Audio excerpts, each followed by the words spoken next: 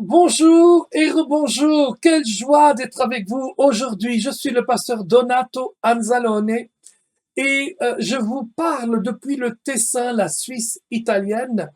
Comme vous le savez, nous avons notre beau lac, nous avons nos bateaux, nous sommes presque des rivaux de Beau Soleil, de Monte Carlo, de la Côte d'Azur, mais je dois vous avouer, la Côte d'Azur est encore plus belle que ma région. Mais bon, quand même, hein, c'est encore à voir. Non, je rigole bien sûr. C'est une joie d'être avec vous. Je voudrais vous donner les salutations tout d'abord de notre Église et de ma famille, mais aussi de tous nos amis qui vous connaissent et qui vous aiment bien. Nous allons directement entrer dans Néhémie au chapitre 9, les versets 5 à 6. Le verset 5, je lis pas, je vous fais grâce des noms, etc. et tout, mais il est dit ceci.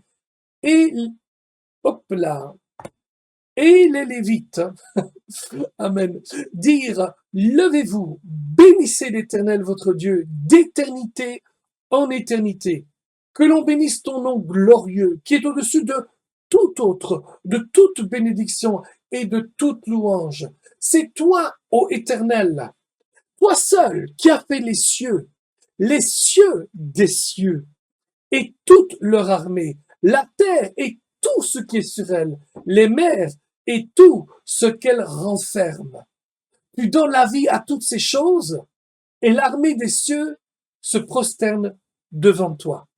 Waouh, quel beau passage! En fait, c'est le prélude à une prière de Néhémie qu'il fait lors de ce moment de jeûne et de repentir. Mais dans ce prélude, il y a 5 choses que nous pouvons apprendre sur Dieu à partir du paragraphe d'ouverture de cette prière qui se trouve dans le chapitre 9. Premièrement, Dieu est éternel. Il dit d'éternité en éternité. Oh, Dieu n'est pas apparu sur la scène hier. Il n'est pas né de la dernière pluie, comme on dit si bien en français. En tout cas, en belge, comme je suis belge, on le dit chez nous. Il n'a pas pris conscience de vos défis, de vos luttes ce matin. Il n'est pas pris au dépourvu par les troubles de notre monde actuel. Il n'est pas distant non plus. Il s'engage dans chaque détail, chaque facette, chaque aspect de tout ce qui s'est passé, se passe et se passera dans votre vie et dans votre monde. Le psaume 90, versets 2 et 4 dit ceci. Avant que les montagnes fussent nées et que tu eusses créé la terre et le monde, d'éternité en éternité, tu es Dieu.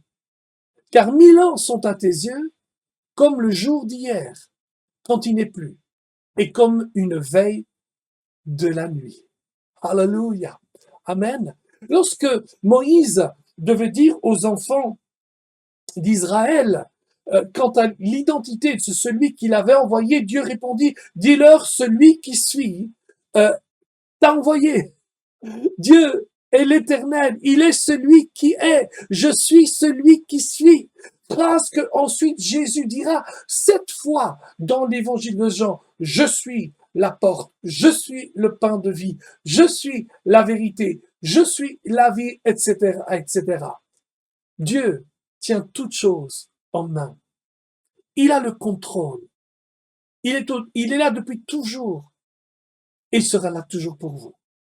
Voyez-vous, Dieu ne réagit pas aux choses qui arrivent. Il en était conscient avant qu'elles n'aient eu lieu. C'est pour ça que Dieu n'est pas un réactif, mais un proactif. Quelqu'un qui agit en faveur d'eux. Quelqu'un qui agit avant même que la chose arrive. Son contrôle surtout n'est pas instable. Il a toujours eu le contrôle des événements du monde. Il a tout bien en main. Certes, quand on utilise le mot contrôle, cela ne veut pas dire qu'il dirige toute chose, mais cela veut dire qu'aucune chose ne le tient au dépourvu. Voyez-vous, à chaque événement, il sait comment agir. À chaque euh, euh, événement, il sait ce qu'il va devoir faire. À chaque événement, il établit sa propre tactique. À chaque événement, il sait comment prendre le dessus. Voyez-vous, l'Éternel n'envoie pas chaque événement de votre vie, mais il les envahit tous. Il entre dans l'événement et le fera tourner en votre faveur si nous le laissons faire. C'est ce que la Bible dit quand il dit, c'est Néhémie qui le dit, c'est aussi Esdras qui le dit quand il dit, et Joseph, pardon, le dit, Dieu change le mal en bien. C'est pas Dieu qui envoie le mal, mais il va l'envahir. Il va le changer en bien. Amen. Yes, il est l'Éternel. Mais certains diront, mais qu'en est-il de mes proches égarés, de mes finances, de mes maladies, de mes luttes? Voyez-vous, le psaume 105, 100 verset 5 dit ceci. Car l'Éternel est bon, sa bonté dure à toujours, et sa fidélité de génération en génération. Alléluia! L'Éternel est bon, et sa fidélité de génération en génération. Écoutez-moi ci. Premièrement, l'Éternel est bon, sa bonté dure toujours, et sa fidélité de génération en génération. Écoutez, soit il est Dieu, soit il ne l'est pas. Alléluia. Oh Seigneur, tu es tellement bon. Et ton amour éternel dure pour toujours. Ta fidélité, oh gloire à Dieu pour ta fidélité. Et l'éternel se poursuivra dans la vie de mes proches, dans mes finances, dans les maladies et dans mes luttes. Deuxièmement, deuxième chose que nous pouvons retirer de ce passage, c'est que son nom est au-dessus de tout nom. Il dit ici, qui est au-dessus de toute bénédiction et de toute louange. Philippiens 2, 9 à 11 dit ceci. C'est pourquoi aussi Dieu l'a souverainement élevé et lui a donné le nom qui est au-dessus de tout nom, afin qu'au nom de Jésus, tout genou fléchisse dans les cieux et sur la terre et en dessous de la terre, et que toute langue confesse que Jésus-Christ est Seigneur, à la gloire de Dieu le Père. Ouh, hallelujah. Au nom de Jésus. Amen. Le nom de Jésus est puissant. Au nom de Jésus, la lèpre est purifiée. Au nom de Jésus, les démons s'enfuient. Au nom de Jésus, les tempêtes sont calmées. Au nom de Jésus, les pains et les poissons se multiplient. Au nom de Jésus, les péchés sont pardonnés. Au nom de Jésus, tout s'incline et tout fléchit, tout fléchit. Le nom de Jésus est au-dessus de tous les noms, au-dessus de toutes les autorités, au-dessus de toutes les principautés, au-dessus de tous les pouvoirs. Le nom de Jésus est aussi au-dessus de chaque nom, de chacune des maladies qui vous attaquent. Cancer est un nom. Diabète est un nom. Cécité est un nom. Migraine, Parkinson, sida, cholestérol, rhumatisme, ce sont tous des noms, arthrite, ce sont des noms. Mais le nom de Jésus est au-dessus de tous ces noms-là. Alléluia. Et quand vous prononcez le nom de Jésus, oh mes amis, de quoi avez-vous besoin? Sur quoi avez-vous besoin de prononcer le nom de Jésus? De quoi avez-vous besoin pour infuser le nom de Jésus? De quoi avez-vous besoin pour inonder ces choses du nom de Jésus? Jésus a dit à ses disciples dans Matthieu 28, 18, il a dit, toute autorité dans le ciel et sur la terre m'a été donnée, allez, alléluia, toute autorité m'a été donnée, allez. Et puisque Christ est en vous, vous avez également cette autorité. Satan ne veut pas que vous le sachiez, et encore moins que vous le mettiez en pratique ou en œuvre dans vos vies. Le nom de Jésus est au-dessus de tout. Et tout veut dire tout. Amen. Quand je dis tout, c'est tout. Et à ce nom, un jour, chaque genou fléchira. Chaque langue confessera qu'il est le roi des rois et le Seigneur des seigneurs. Troisièmement, lui seul est Dieu. Il dit, Éternel, toi seul. Oui, lui seul est Dieu. Il y a ce passage extraordinaire du roi David qui dit ceci. Réjouis-toi, réjouis l'âme de ton serviteur, car à toi, Seigneur, j'élève mon âme. Car tu es bon, Seigneur, tu pardonnes, tu es plein d'amour pour tous ceux qui t'invoquent. Euh, euh, Éternel, prête l'oreille à ma prière, sois attentif à la voix de mes supplications. Oh, alléluia! Et je t'invoque au jour de ma détresse, car tu m'exauces. Nul n'est comme toi parmi les dieux, Seigneur, et rien ne ressemble à tes œuvres, car tu es grand et tu opères des prodiges. Toi seul, tu es Dieu. Ouais, je dois avouer que le psalmiste est très optimiste quand il dit « il n'y a que toi qui es Dieu ». Certes, il a raison, il n'y a que Dieu qui est Dieu.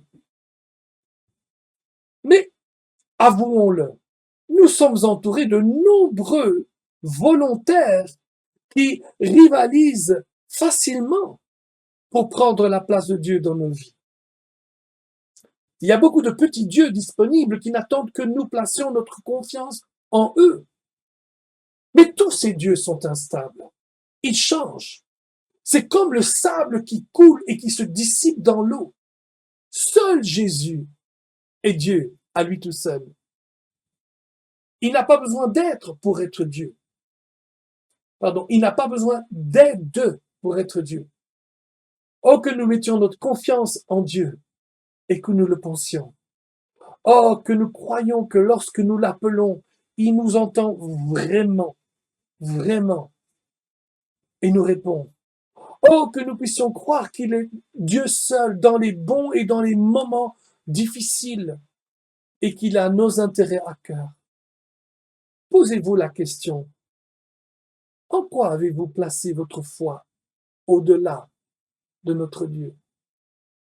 Est-ce en votre médicament, en vos talents, en votre compte bancaire, en votre carrière, en votre position, ou peut-être même en vos relations? Regarde un petit peu ce que Ésaïe dit. Il dit ceci. Je suis l'Éternel et il n'y en a point d'autre. Hors moi, il n'y a point de Dieu. Je t'ai saint avant que tu me connusses. C'est afin que l'on sache du soleil levant au soleil couchant que hors moi, il n'y a point de Dieu. Je suis l'Éternel et il n'y en a point d'autre. Amen. Mes amis, débarrassez-vous des faux dieux et adorez notre seul Dieu. Amen. Quatrièmement, autre chose que nous apprenons dans ce passage de Néhémie, c'est que il a créé toutes choses et il leur donne la vie. Il dit qu'il a fait les cieux des cieux et toute leur armée, la terre et tout ce qu'elle est sur elle, les mers et tout ce qu'elle renferme. Tu donnes la vie à toutes ces choses. Ça, c'est notre Dieu, le Dieu de la vie. Notre Dieu n'est pas un Dieu de mort, il est un Dieu de la vie et il donne la vie à quiconque le prend et le reçoit. Dans Colossiens 1, 16 à 17, il dit ceci, car en lui, c'est l'apôtre Paul qui parle, ont été créées toutes les choses qui sont dans les cieux et sur la terre, les visibles et les invisibles, les trônes, les dignités, les dominations, les autorités. Tout a été créé par lui et pour lui. Alléluia. Il est avant toute chose et toute chose subsiste en lui. Voyez-vous, quand on dit en Christ, on pense à une chose principale, et ça c'est la croix de Jésus-Christ. L'œuvre complète de Jésus sur la croix, l'œuvre complète du salut qui se culminera avec son retour prochain. Avez-vous l'impression que votre monde s'effondre? La croix le maintient ensemble. Retournez toujours à la croix. Ce qui nous fait tous que nous sommes un en Christ, c'est la croix du Seigneur. Le grand théologien Oscar Kuhlmann disait que la croix est le centre de l'histoire de l'humanité. Amen. À la croix, il donne de nouveau la vie à tous ceux qui viennent vers lui. Amen.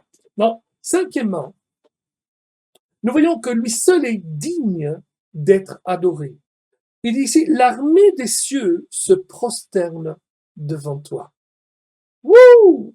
Voyez-vous, le psaume 148, quand vous aurez le temps d'aller voir, lisez-le, euh, est composé de 14 versets qui parlent de toute la création qui adore Dieu. Les versets 1 à 10 parlent des anges, c'est des anges célestes qui louent Dieu, du soleil, de la lune, des étoiles, des eaux, des créatures marines, de l'éclair, de la grêle, de la neige, des nuages, des vents, des montagnes, des collines, des arbres fruitiers, des cèdres, des animaux sauvages, du bétail, des bêtes sauvages, des oiseaux volants, tous louent Dieu. Et croyez-moi, on pourrait faire au moins 1 ou 10 prédications par élément que je viens de citer, parce que chacun nous apportera des choses extraordinaires. Il suffit de voir des flocons de neige et voir comment les millions de cristaux diamantés à l'intérieur glorifient le Seigneur. Voyez-vous, ces choses créées louent activement le Seigneur jour et nuit, comme un décret qu'il a émis pour toute éternité. Au verset 11 et 12, les rois de la terre et toutes les nations, les princes et tous les dirigeants de la terre, les jeunes hommes et les femmes, les vieillards et les enfants louent le Seigneur. Cela inclut tous, tout et tous. Rien dans la création n'est laissé de côté. Tous ont l'ordre de louer le Seigneur. Comment se fera-t-il? Comment toute la création peut-elle louer le Seigneur? La Bible dit d'ailleurs que tout ce qui respire loue Dieu. Pensez, en lisant de nouveau ces passages de 1 à 14, à l'orchestre de Dieu. Les scientifiques ont découvert qu'il y a des étoiles dans les galaxies qui émettent des impulsions autant de fois par seconde. On va les appeler la section des percussions, pas persécution, percussion. Ajoute ensuite le son des baleines dans l'océan, qui crée un remplissage musical extraordinaire. Le tonnerre de l'orage fournit des cymbales qui s'écrasent. Les éléphants, avec leur belle trompe, c'est la section des trompettes. Les oiseaux, la section de la flûte. Toute la création ajoute sa part dans l'orchestre divin. Enfin, il a aussi ajouté nos voix. Ouh, gloire à Dieu pour nos voix. Amen. Il met tous ces sons ensemble, et ce qu'il entend est une belle symphonie de louanges à son glorieux nom. Mais nous sommes les seuls dans toute la création à avoir le choix, car nous sommes les seuls à qui il a donné une volonté. Notre louange est un choix. C'est un acte de notre volonté. Cela revient vraiment à nos paroles.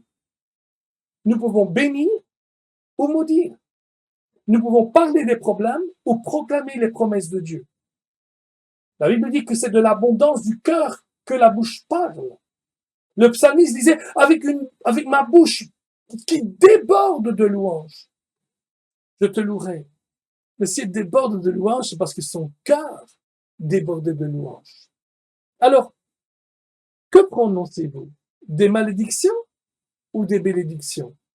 Parlez-vous dans la foi ou dans le doute? Déclarez-vous la parole du Seigneur sur vos situations ou les condamnez-vous avec vos paroles négatives?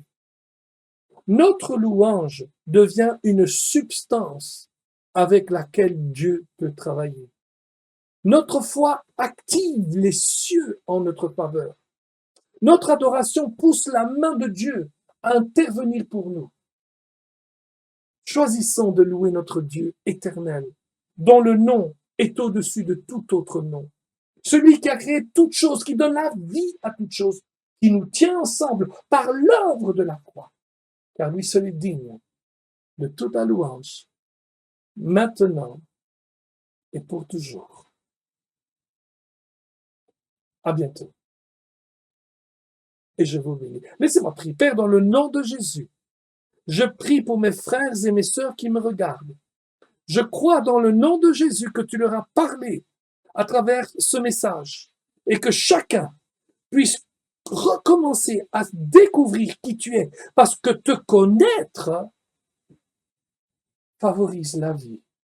Oui, Seigneur, connaître Dieu fortifie la vie. Je vous bénis dans le nom de Jésus. Amen et à bientôt.